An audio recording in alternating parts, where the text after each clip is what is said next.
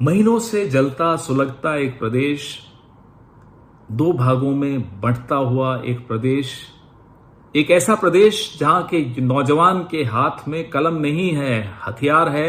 एक ऐसा प्रदेश जहां की महिलाओं की आबरू तार तार है।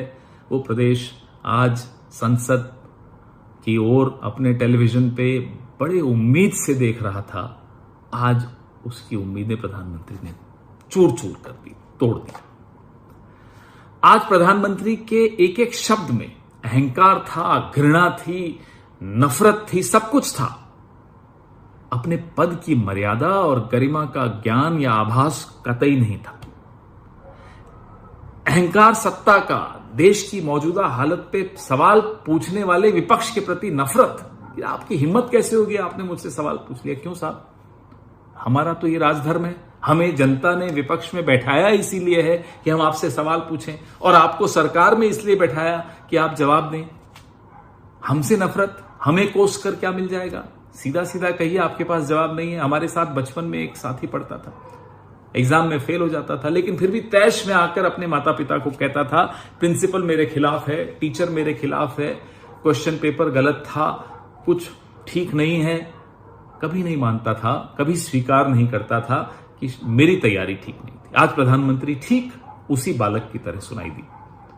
लेकिन जिस फूहड़ता का परिचय उन्होंने आज दिया संसद में, वो फूहड़ता देखकर ऐसा अफसोस हुआ कि 140 करोड़ लोगों के ये प्रधानमंत्री, चुने हुए प्रधानमंत्री, दूसरे टर्म के प्रधानमंत्री किस तरह से पेश आ रहे। अफसोस इस बात का भी हुआ कि मणिपुर में बैठा हुआ वो कारगिल का वीर जवान जिसकी पत्नी को निर्वस्त्र करके घुमाया गया मणिपुर की सड़कों पर, वो भी ये डिबेट वो देख रहा होगा, पार्लियामेंट की डिबेट। उसके दिल पर क्या गुजरी होगी, मणिपुर के लोगों के दिल पर क्या गुजरी होगी। ये शोभा देता है। ये प्रधानमंत्री का भाषण था।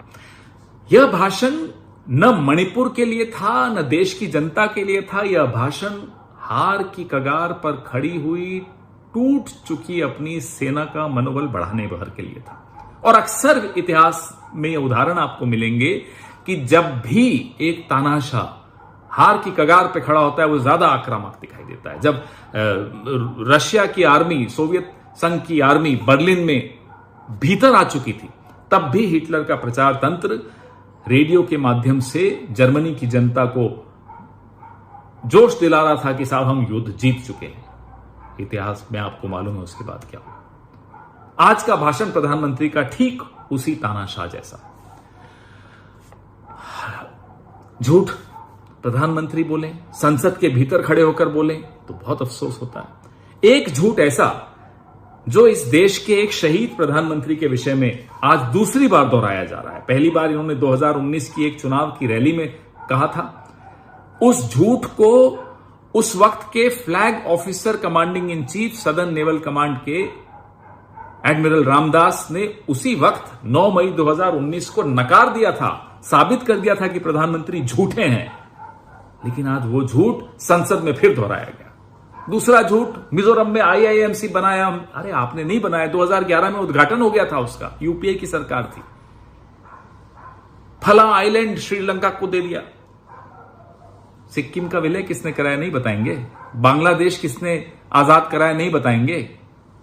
प्रधानमंत्री हो, पूरे देश के प्रधानमंत्री हो, व्हाट्सएप का ज्ञान मत बांटा करिए आकर संसद में। लोग हंसते हैं, पूरा विश्व हंस रहा है अब आप पर। आप अपने आप को मूर्ख बनाते रहिए कि साहब मैं जब बोलता हूं पूरा विश्व कुछ नहीं सुनता आपकी बात। आपके अपने साथी आज सो रहे थे संसद में, यह स्थिति आ गई आपकी, क्योंकि वो भी आपकी हकीकत समझ गए हैं, जान गए हैं। उन्हें भी अपनी कॉन्स्टिट्यूएंसी में जाकर चेहरा देखना होता है, दिखाना होता है। वो भी परेशान है, क्या जवाब देंगे लोगों को जाकर।